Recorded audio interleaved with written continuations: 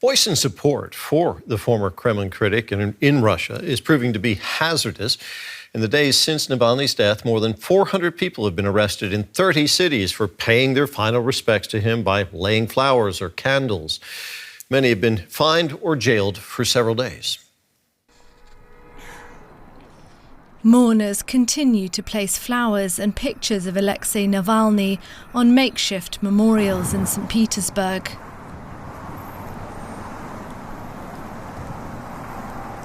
Before they are swiftly removed by authorities. Here in Moscow, the tributes also continue. People are coming to pay their respects in Lubyanka Square, once homed to the feared KGB, and still the headquarters of Russia's secret police. It's a place full of symbolism, as people once again risk arrest for expressing themselves.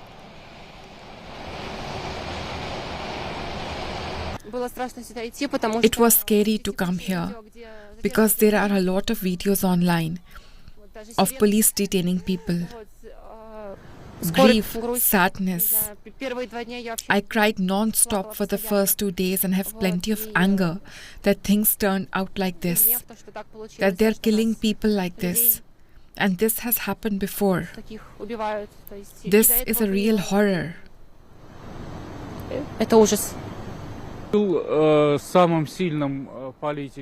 He was the strongest politician in Russia. Someone who knew how to motivate people to join in the resistance.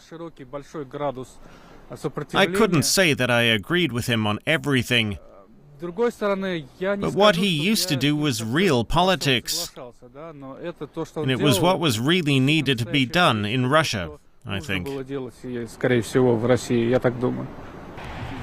As supporters of Navalny continue to process their grief, there are still questions surrounding the exact cause of his death.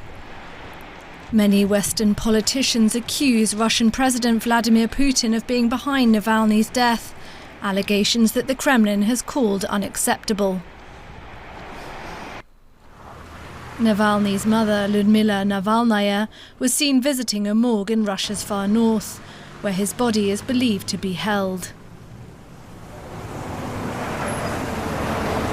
She said she was denied access to her son for the third day in a row. Navalny's team expressed their suspicions about what authorities are calling an ongoing autopsy. The investigation will last at least 2 weeks. They are going to prolong the inspection as long as it suits them. Obviously, at least until after the presidential elections. With his political opponents imprisoned, disqualified or dead, Putin is predicted to win the upcoming elections by a landslide. Well, for more on this, I'm joined by DW Russia analyst Konstantin Eggert, who joins us from Vilnius. Konstantin, Navalny's body has not been released. His family's been told it won't be released for 2 weeks. Why the delay? Well, it is a way of inflicting torture on the family of someone Putin passionately hated. And I think that this is pretty much the only reason. Navalny was under full authorities' control for the last year plus. So they do know what happened to him. There is no doubt about it. And I think that this is a way of, as I said, inflicting torture, psychological torture on the family, of showing full control of the situation to the family and to Navalny's supporters and to the Russian public at large. And thirdly, as was mentioned in the report that preceded our conversation, the reason is the so-called elections, quote-unquote elections, because it's not an election, it's a plebiscite reacclaiming Putin as Russian leader. Because I think that after that, the Kremlin thinks that this whole wave will slightly die down. They kind of count on that. And I think the last thing that's important is that it is a way for Putin to show to the world that he's not afraid for his legitimacy. He doesn't care whether the West will recognize him after the so-called elections or not. So there are multiple signals there. And just to add, Terry, this morning we learned that deputy head of the Russian prison administration was decorated by a very high order by Putin just 3 days after Navalny died. So kind of make your conclusions yourself. Konstantin, Yulia Navalnaya, the deceased activist's wife, says that she's going to continue the fight of her husband. Has the opposition movement in Russia just gained a new figurehead? Well, she's definitely attracted attention by what she said. Her statement was emotional, but at the same time very concise and very poignant. I listened to it with awe, I would even say. Whether she will be able to unite the disparate Russian opposition, that's a question for the future.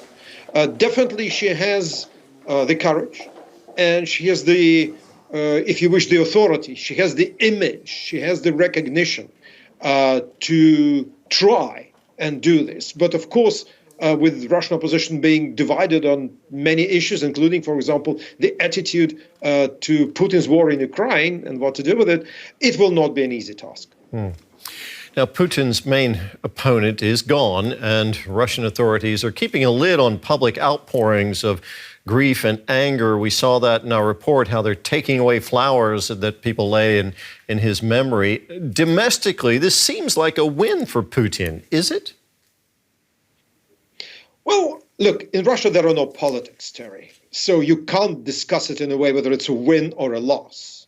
I think that for those who supported Navalny, for Putin critics, people who disagree with Putin, it is definitely, on the one hand, a signal, but I suspect for many, it will be also a moment when they will say, well, basically, it's such a regime that we either have to try and leave Russia, or we have nothing to lose in supporting the new opposition. Some will definitely think like this. So I think that this deliberate show of cruelty is going to shock much more many people than Putin thinks. So I'm not exactly certain it is 100% win. I think that this particular situation, Navalny's death and the way it was treated by the authority, may breed new fighters. Not many, but definitely some new ones.